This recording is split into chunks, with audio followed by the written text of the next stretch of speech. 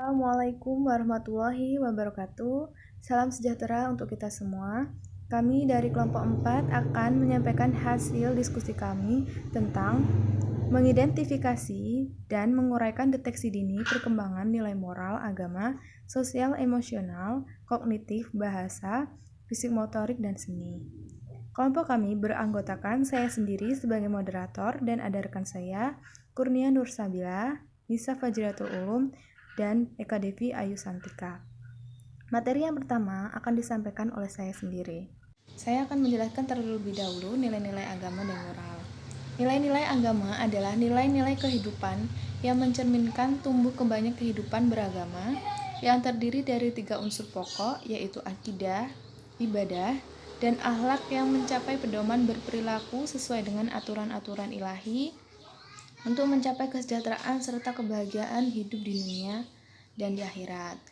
Sementara moral berasal dari bahasa Latin yaitu mores yang berarti tata cara, kebiasaan, dan adat. Istilah moral selalu terkait dengan kebiasaan, aturan, atau tata cara suatu masyarakat tertentu. Pada masa bayi, anak belum mengenal perilaku moral atau yang tidak sesuai dengan kebiasaan orang-orang di sekitarnya. Semakin bertambah hari dan bertambahnya usia, maka pengetahuan anak akan semakin bertambah. Seperti yang terkandung dalam Peraturan Menteri Pendidikan dan Kebudayaan Republik Indonesia tahun 2014 nomor 137 yang berisi tentang standar isi pencapaian perkembangan anak, yang meliputi lingkup perkembangan nilai moral dan agama. Pada usia 3 bulan, tingkat pencapaian perkembangan anak itu dapat mendengar berbagai doa, lagu religi, dan ucapan baik sesuai dengan agamanya. Kemudian, umur 3-6 bulan, anak mampu melihat dan mendengar berbagai ciptaan Tuhan. Yang ketiga yaitu umur 6-9 bulan, anak mampu mengamati berbagai ciptaan Tuhan dan mampu mendengarkan berbagai doa-doa, lagu religi, ucapan baik, serta sebutan nama Tuhan. Usia 9-12 bulan, mengamati kegiatan beribadah di sekitarnya. Jadi pada usia 9-12 bulan ini anak sudah mampu mengamati. Untuk usia 12-18 bulan, anak sudah mampu tertarik pada kegiatan ibadah atau meniru gerakan ibadah, meniru bacaan doa. Jadi pada usia 12-18 bulan itu anak sudah memiliki rasa tertarik untuk meniru gerakan ibadah dan bacaan doa. Untuk usia 18-24 bulan, yang pertama anak mampu meniru gerakan ibadah dan doa. Yang kedua, mulai menunjukkan sikap-sikap baik seperti yang diajarkan agama terhadap orang-orang yang sedang beribadah. Kemudian mengucapkan salam dan kata-kata baik seperti maaf, terima kasih pada situasi yang sesuai. Usia 2-3 tahun, memulai meniru gerakan berdoa, sembahyang sesuai dengan agamanya, mulai memahami kapan mengucap salam, terima kasih, maaf, dan sebagainya. Untuk usia 3-4 tahun, yaitu mengetahui perilaku yang berlawanan meskipun belum selalu dilakukan seperti pemahaman perilaku yang baik atau buruk, benar atau salah, sopan atau tidak sopan. Kemudian mengetahui arti kasih dan sayang kepada ciptaan Tuhan. Kemudian mulai meniru doa-doa pendek sesuai dengan agamanya. Usia 4-5 tahun, yaitu mengetahui agama yang dianutnya. Kemudian meniru gerakan beribadah dengan urutan yang benar. Mengucapkan doa sebelum dan atau sesudah melakukan sesuatu. Mengenal perilaku baik atau sopan dan buruk, membiasakan diri berperilaku baik, dan mengucapkan salam atau membalas salam. Usia 5-6 tahun, yaitu mengenal agama yang dianut, mengerjakan ibadah, berperilaku jujur, penolong, sopan, hormat, sportif, dan sebagainya. Kemudian menjaga kebersihan dan lingkungan, mengetahui hari besar agama, dan menghormati atau toleransi agama orang lain. Secara spesifik ada 2 ahli yang menjelaskan perkembangan moral pada anak, yaitu Jean Piaget dan Colbert. Jean Piaget membagi perkembangan moral anak menjadi 2 tahapan, yaitu tahap realisme moral atau moralitas oleh pembiasaan, dan tahap moralitas otonomi atau moralitas oleh kerjasama atau hubungan timbal balik. Pada tahap ini, perilaku anak dikendalikan oleh ketaatan secara otomatis terhadap aturan atau norma yang dikenakan padanya, sehingga anak masih memandang kaku pada aturan-aturan tersebut. Pada tahap ini terjadi pada usia 2-7 tahun. Kemudian tahap yang kedua yaitu berbarengan dengan tahap perkembangan kognitif operasional formal, yaitu tahap di mana anak mampu untuk berpikir secara abstrak, memahami dan memecahkan masalah berdasarkan asumsi, dalil dan teori tersebut. Terus kemudian menurut Calvert melanjutkan dari teori Piaget dalam menguraikan perkembangan moral. Ia membagi perkembangan moral menjadi 3 tahap, yang masing-masing tahap dikembangkan dalam 2 stadium. Pada anak usia dini, perkembangan moral anak termasuk pada tahap perkembangan moral yang pertama, yaitu moralitas praoperasional. Tahap ini terjadi pada anak sekitar usia 4-9 tahun. Ciri khas pada tahap ini, tingkah laku anak tunduk pada peraturan dari luar. Pada stadium pertama tahap ini, perilaku anak dikendalikan oleh akibat fisik yang ditimbulkan dari perbuatannya, yang biasanya muncul dalam bentuk hadiah atau hukuman. Misalnya, anak tidak memukul adiknya ketika marah disebabkan takut apabila dimarahi atau dihukum orang tuanya. Pada stadium kedua, anak berperilaku moral untuk mendapatkan penghargaan. Misalnya, anak senang membantu orang tua karena ingin mendapatkan hadiah, pujian, atau perlakuan baik yang diberikan orang tua atau orang dewasa lain di sekitarnya.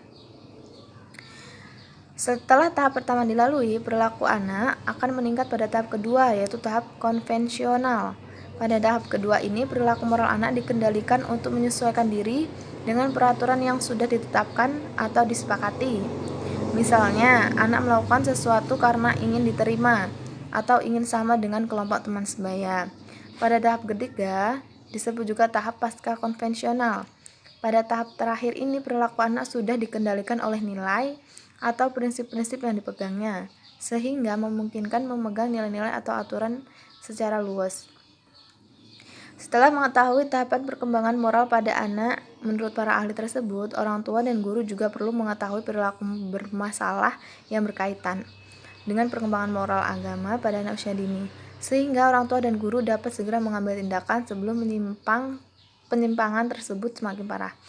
Jadi, setelah mengetahui tahap-tahap perkembangan tersebut, diharapkan orang tua dan guru harus mengetahui perilaku bermasalah yang berkaitan dengan perkembangan moral anak, sehingga orang tua dan guru itu dapat mengambil tindakan yang tepat untuk mengatasi penyimpangan tersebut. Kemudian, saya akan menjelaskan yang kedua, yaitu deteksi dini perkembangan sosial emosional anak. Saya akan menjelaskan terlebih dahulu apa itu perkembangan sosial. Menurut Harlock, perkembangan sosial adalah perkembangan yang diperoleh melalui kemampuan berperilaku yang sesuai dengan tuntutan sosial. Sosial adalah kemampuan bertingkah laku sesuai dengan norma, nilai, atau harapan sosial. Erikson membagi perkembangan sosial anak menjadi 4 tahap. Tahap pertama adalah basic trust vs mistrust, atau percaya diri vs curiga. Ini terjadi pada anak usia 0-2 tahun.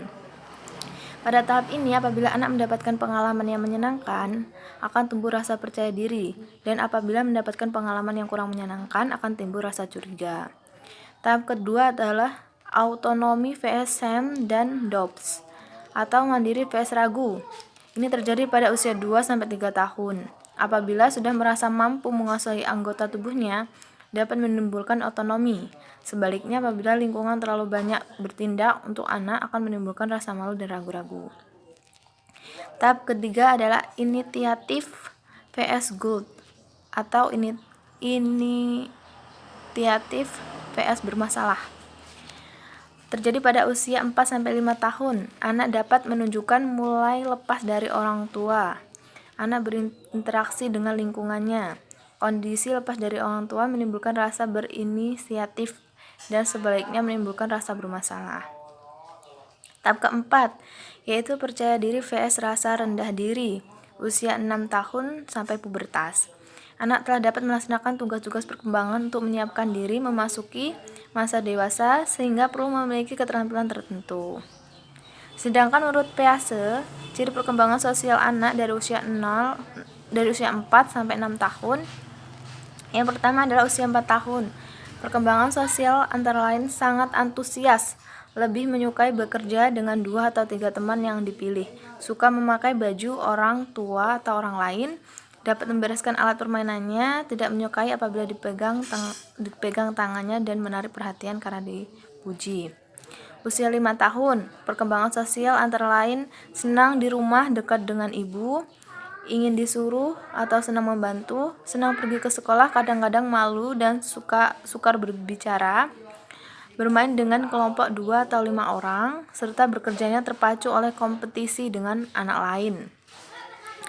Yang ketiga adalah usia 6 tahun. Perkembangan sosial meliputi mulai terlepas dari sang ibu, menjadi pusatnya sendiri, mementingkan diri sendiri, antusiasme, dan impulsif. Dapat menjadi faktor penanggung di kelas, menyukai pekerjaannya dan selalu ingin membawa pulang.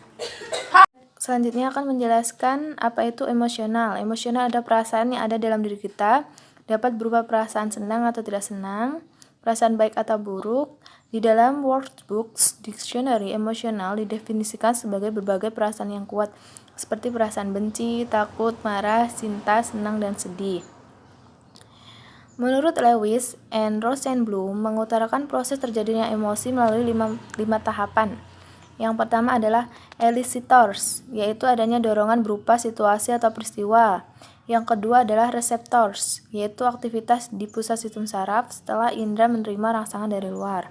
Yang ketiga adalah states, yaitu perubahan spesifik yang terjadi dalam aspek fisiologis. Yang keempat adalah expression, yaitu terjadi perubahan pada daerah yang dapat diamati, seperti pada wajah, tubuh, suara, atau tindakan yang terdorong oleh perubahan fisiologis. Dan yang kelima, experience, yaitu persepsi atau interpretasi individu pada kondisi emosionalnya. Tugas perkembangan sosial emosional anak usia 0 sampai 6 tahun yang meliputi yang pertama adalah tahap 0 sampai 18 bulan, yaitu tahap perkembangan awal bayi, yaitu membutuhkan rasa aman dan nyaman. Yang kedua adalah tahap 18 bulan hingga 3 tahun. Pada tahap ini timbul rasa percaya diri diikuti dengan perkembangan fisik dan bahasa. Kedua adalah anak usia 3 tahun diharapkan dapat memilih teman bermain, memulai interaksi sosial dengan anak lain, berbagi mainan, bahan ajar atau makanan, meminta izin untuk memakai benda milik orang lain, mengekspresikan sejumlah emosi melalui tindakan kata atau ekspresi wajah. Yang keempat adalah anak usia 3 tahun 6 bulan diharapkan dapat menunggu atau menunda keinginan selama 5 menit, menikmati kedekatan sementara dengan salah satu teman bermain. Yang kelima adalah anak usia 4 tahun diharapkan dapat menunjukkan kebanggaan terhadap keberhasilan, membuat sesuatu karena imajinasi yang dominan, memecahkan masalah dengan teman melalui proses pergantian, persuasi, dan negosiasi. 6. Anak usia 4 tahun 6 bulan diharapkan dapat menunjukkan rasa percaya diri dalam mengerjakan tugas, menceritakan kejadian atau pengalaman yang baru berlalu, lebih menyukai ditemani teman sebaya dibandingkan orang dewasa, menyatakan alasan untuk perasaan orang lain, menggunakan barang-barang milik orang lain dengan hati-hati, menghentikan perilaku yang tidak pantas karena satu kali teguran. 7. Anak usia 5 tahun diharapkan dapat memiliki beberapa kawan, mungkin satu sahabat, memuji, memberikan semangat atau menolong anak lain. Dan yang kedelapan adalah anak usia 6 tahun diharapkan dapat mencari kemandirian lebih banyak, seringkali puas menerima berhubungan dengan anak lain meski pada saat krisis muncul, menyatakan pernyataan-pernyataan positif mengenai keunikan dan keterampilan, dan berteman secara mandiri. Baik, selanjutnya saya akan menjelaskan tentang definisi aspek perkembangan kognitif anak usia dini. Perkembangan kognitif adalah salah satu aspek yang mempengaruhi pertumbuhan dan perkembangan anak usia dini. Perkembangan kognitif anak usia dini adalah suatu proses berpikir berupa kemampuan untuk menghubungkan, menilai, dan mempertimbangkan sesuatu. Dapat juga dimaknai sebagai kemampuan untuk memecahkan masalah atau menciptakan karya yang dihargai dalam suatu kebudayaan. Terus di sini ada pun tahap-tahap perkembangan anak usia dini. Yaitu yang pertama, tahap sensori motor. Tahap sensori motor yaitu sejak lahir hingga sekitar 2 tahun dari masa bayi adalah suatu periode di mana bayi dapat mengkoordinasi input sensor dan kemampuan geraknya untuk membentuk skema perilaku yang memungkinkan bergerak dalam lingkungan dan mengetahui lingkungannya. Terus setelah itu ada perkembangan keterampilan memecahkan masalah. Ini adalah bulan pertama hidup bayi adalah tahap kegiatan refleks, yaitu periode di mana perilaku bayi pada latihan refleks yang alami, menambah objek baru dalam skema reflektif dan menghantar refleks kepada benda nyata. Terus ada reaksi putaran pertama yaitu 1-4 bulan. Gerakan yang tidak diakibatkan oleh refleks pertama muncul pada usia 1-4 bulan.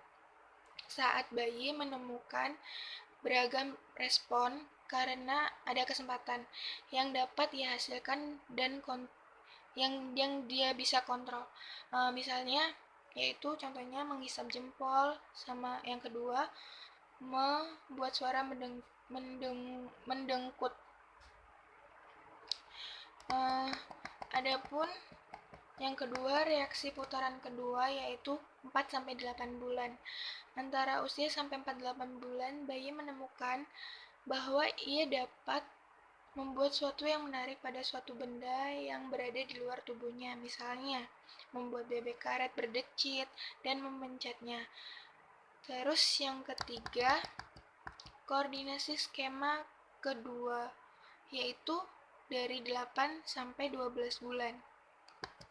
Respon direncanakan bayi muncul antara usia 8-12 bulan, yaitu dalam subtahap bayi mulai mengkoordinasi 2 atau lebih perilaku untuk mencapai benda sederhana. Terus yang selanjutnya ada reaksi putaran ketiga yaitu 12-18 bulan.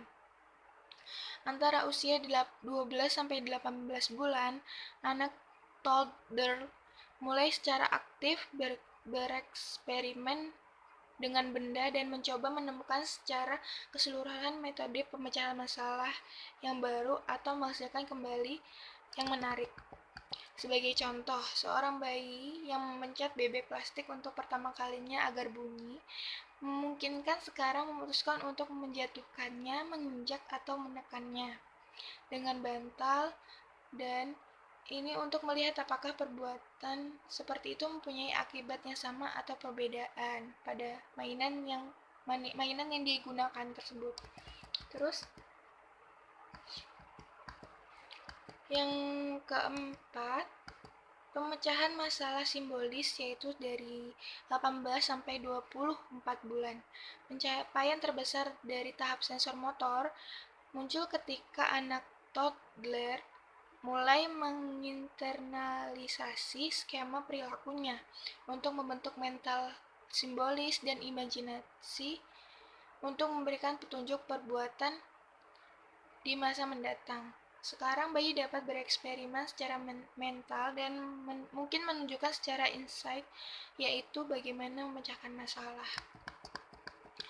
Terus selanjutnya, perkembangan imitasi atau peniruan. Biasa menemukan adanya adaptasi peniruan yang signifikan dan dia tertarik pada perkembangan adaptasi peniruan tersebut. Pengamatannya mengarahkan pada keyakinan bahwa bayi tidak mampu meniru respon yang asli yang ditunjukkan oleh contoh hingga usia 8-12 bulan.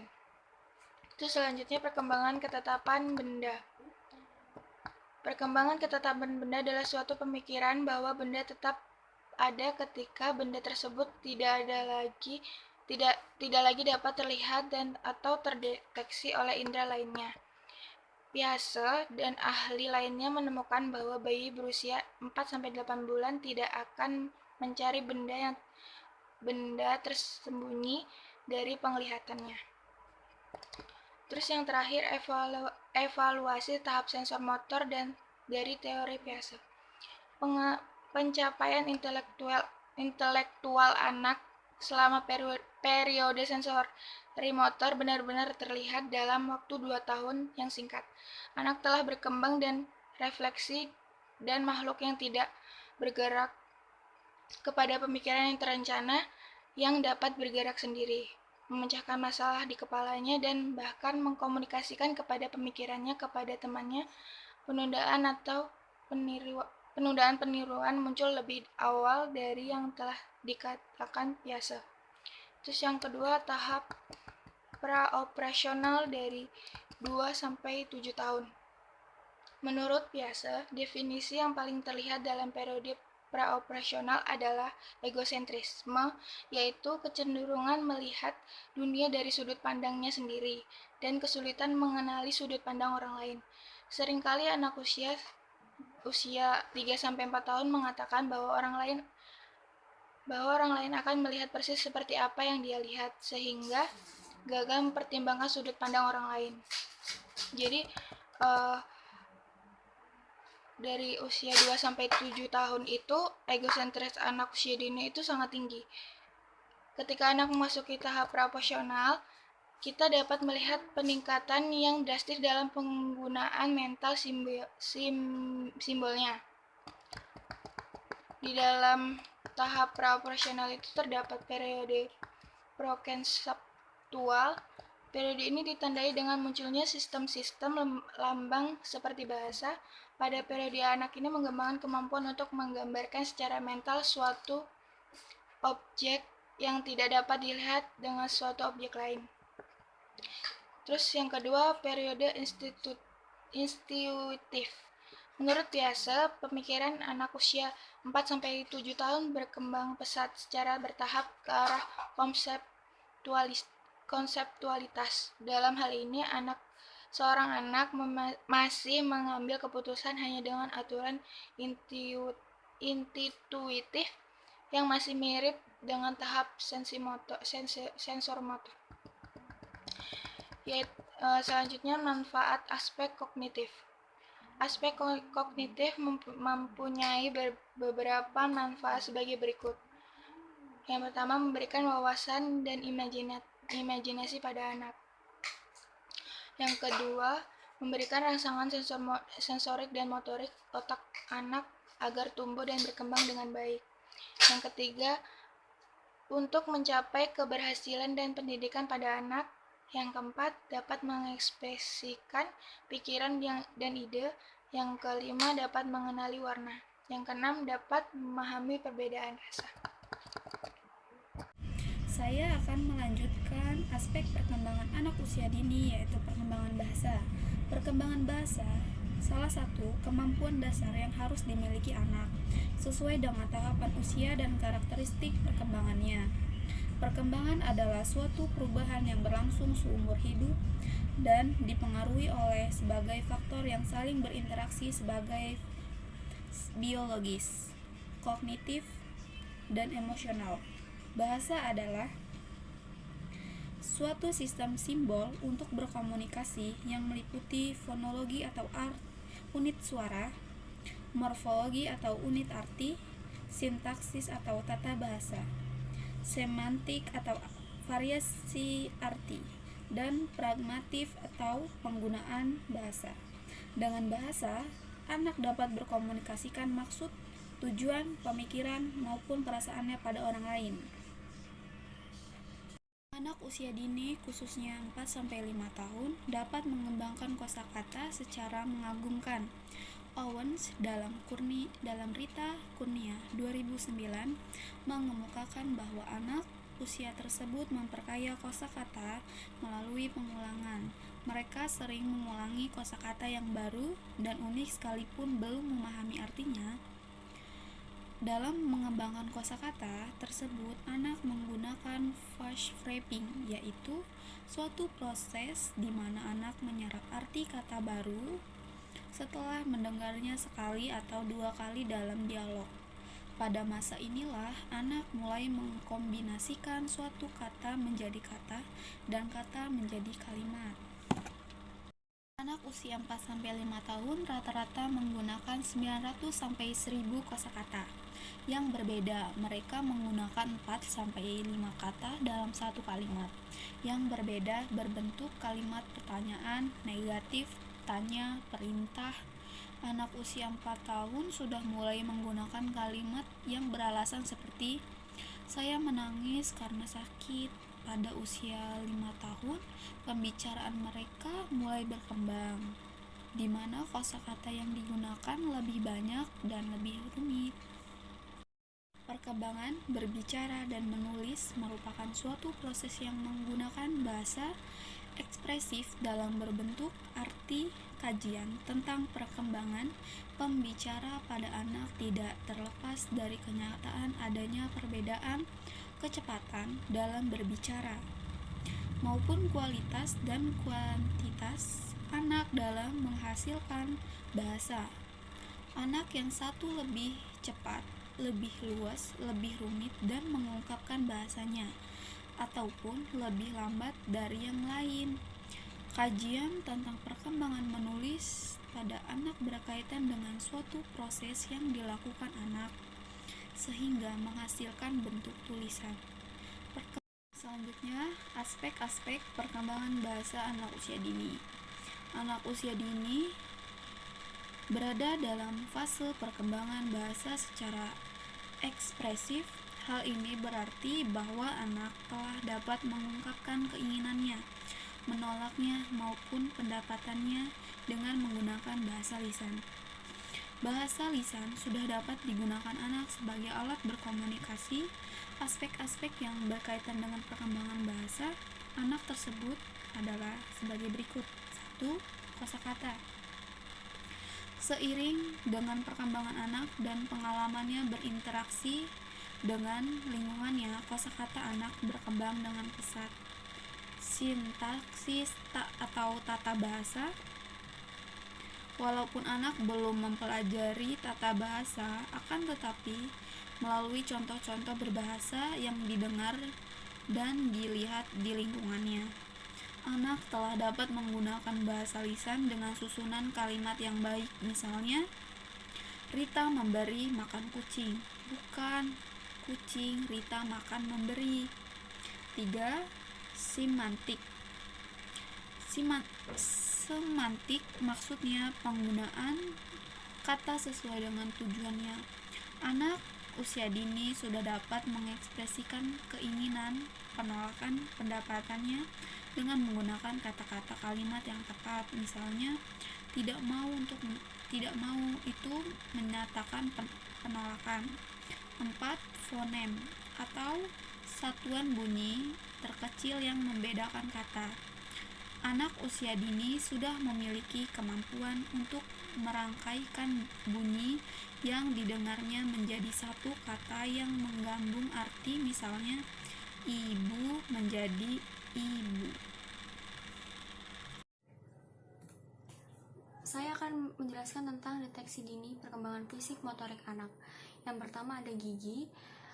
Gigi pada umumnya pertama muncul yaitu gigi depan pada saat anak berusia 6 bulan. Dan pada saat usia 10 bulan, anak sudah memiliki 4 gigi atas dan 4 gigi bawah.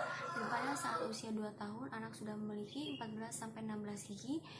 Dan pada usia 2,5 tahun, anak sudah memiliki 20 gigi. Yang selanjutnya yaitu struktur tubuh.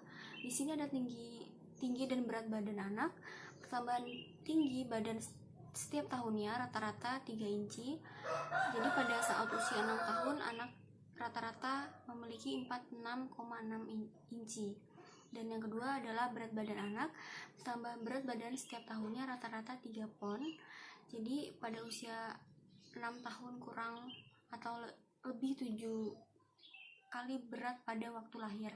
Jadi pada saat usia 6 tahun, anak itu memiliki 7 kali berat badan saat anak itu lahir. Untuk anak perempuan rata-rata biasanya 48,5 pon, dan untuk anak laki-laki rata-ratanya 49 pon. Dan selanjutnya ada gerak refleks. Jadi gerak refleks ini ada beberapa. Yang pertama ada refleks kaget, refleks genggam, babin refleks, rooting reflex, walking reflex, dan refleks menghisap atau shaking reflex. Dan selanjutnya ada gerakan atau aktivitas bayi. Di sini ada dua, yaitu gerakan menyeluruh dan gerakan khusus. Gerakan menyeluruh ini adalah gerakan yang terjadi di seluruh tubuh bila salah satu bagian tubuh dirangsang, walaupun gerakan yang paling menonjol atau tampak terjadi pada bagian tubuh yang dirangsang. Yang kedua adalah gerakan khusus yang meliputi gerakan bagian tubuh tertentu, termasuk gerakan refleks dan tanggapan umum. Dan beberapa tanggapan umum yang tampak terutama selama periode neonatal antara lain menghisap jari, mengerutkan dahi dan alis, menguap, gerakan mulut yang beriraman, serta mendang-endang.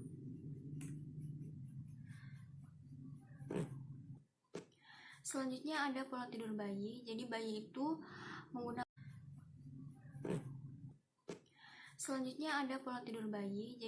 itu menggunakan kurang lebih 2/3 waktunya dalam sehari atau sekitar 16-17 jam untuk tidur.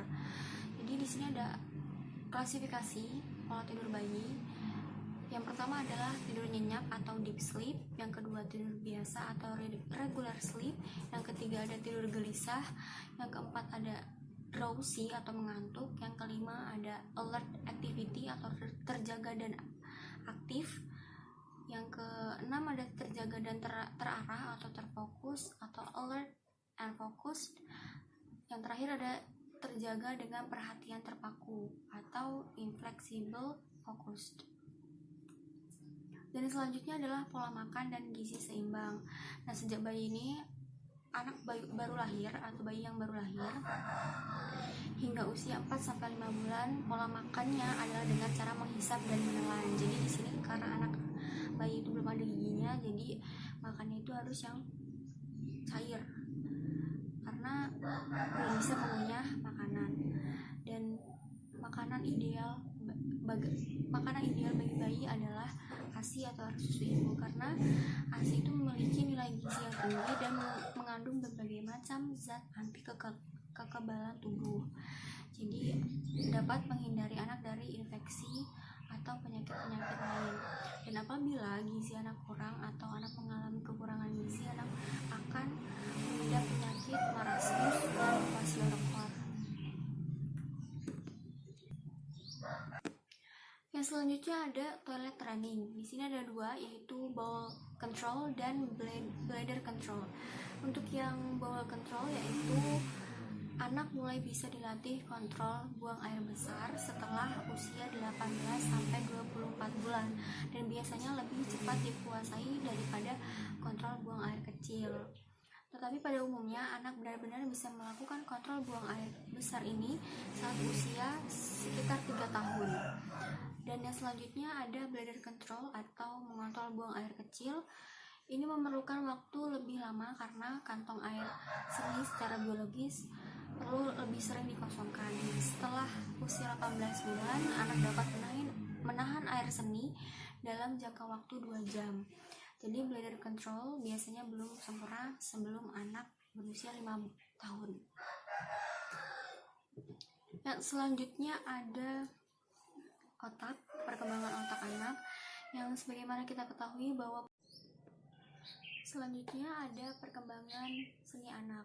Di sini ada tahapannya, yaitu pertama mencoret, yang kedua tahap praskematik, yang ketiga ada tahap skematik. Untuk yang pertama yaitu mencoret, ada beberapa karakteristik pada tahap ini. Yang pertama adalah dilakukan oleh anak yang berusia 18 bulan sampai 3 tahun. Dan yang kedua, anak-anak membuat coretan acak. Yang ketiga, pada coretan pertama masih belum terkoordinasi, dan yang kemudian pada coretan-coretan berikutnya mengalami kemajuan semakin baik. Yang keempat, ada anak mencoba memegang pensil dengan tangan kanan dan kiri. Yang kelima, mampu menunjukkan objek yang telah digambar dan menyebutkan itu gambar apa saja. Yang terakhir, ada anak belajar mengatakan tentang tanda-tanda, warna, dan sebagainya berdasarkan apa yang telah digambarnya. Yang kedua adalah tahap praskematik atau praskematic stage. Yang pertama ada dilakukan oleh anak yang berusia 4-7 tahun. Yang kedua, anak dalam memilih warna tidak berdasarkan kenyataan tapi berdasarkan warna yang ia sukai. Yang ketiga, anak menggambar orang dalam format yang sederhana tapi ada bentuk-bentuk atau ciri utama yang menonjol seperti mata, rambut, atau hidungnya. Yang keempat, gambar orang yang dibuat oleh anak seperti kecebong atau kepalanya berukuran besar, badan kecil, kurus, dan tangan yang panjang. Yang kelima, objek yang digambar mengambang, tidak digambar sesuatu di mana objek tadi berada, misalkan tanah, lantai, meja, dan seterusnya. Lalu yang terakhir ada tahap skematik atau schematic stage. Ini ada beberapa karakteristik. Yang pertama adalah tahap ini dilakukan anak pada saat berusia 7-9 tahun. Yang kedua, anak sudah memiliki skema tentang cara menggambar. Yang ketiga, warna yang dipilih adalah warna yang realistis sesuai dengan warna objek yang digambarnya. Yang keempat, anak sering menggunakan warna pilihan sebagai dasar pada peniruan pikiran dengan warna yang tepat. Yang kelima, ketika menggambar pemandangan, anak mengawali dengan membuat garis langit dan garis tanah. Yang keenam, bila anak menggambar orang, gambar tersebut sudah profesional dari bentuk kepalanya, badan, tangan, dan seterusnya. Dan yang terakhir, anak mulai memahami hubungan antara seni dengan dunia mereka. Sekian, terima kasih dari kelompok kami. Kurang dan lebihnya kami mohon maaf. Kami akhiri. Wabillahi taufiq wal hidayah. Wassalamualaikum warahmatullahi wabarakatuh.